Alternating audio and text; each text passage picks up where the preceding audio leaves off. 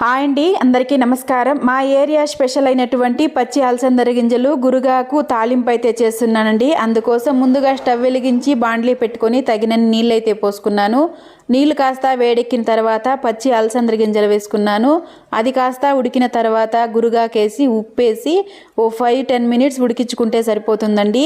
ఎక్కువ ఉడికితే అయితే బాగుండదు. ఇలా ఉడికిన అలసందర గింజల్ని గురుగాకిని తూట్ల గిన్నెలకైతే వంపేసుకున్నాను. కాసేపు చల్లారనిచ్చి నీళ్లు లేకుండా అయితే బాగా పిండేసుకోవాలన్నమాట. ఇప్పుడైతే మిక్సీ జార్ తీసుకొని వేయించిన శనగ్గింజలు, పొట్టు ఒలుసుకున్న తెల్లగడ్డపాయలు, ఉప్పు, కారం అయితే వేసి మిక్సీ పట్టుకున్నానండి. ఇప్పుడు మళ్ళీ స్టవ్ వెలిగించి పెనం పెట్టుకొని ఆయిల్ అయితే వేసుకున్నాను. అందులోకే సాసులు, ఎర్రగడ్డ, కరివేపాకు వేసుకొని తిరగబాత కాస్త మగ్గిన తర్వాత మనం వంపి పెట్టుకున్న అలసందర గింజలు, గురుగాకు అయితే వేసేసుకున్నాను. ఇప్పుడు అందులోకే మనం మిక్సీ పట్టి పెట్టుకున్న శనగ్గింజల పొడి అయితే వేసేసి కలిపేసి దించేసుకుంటే ఎంతో అద్భుతమైన గురుగాకు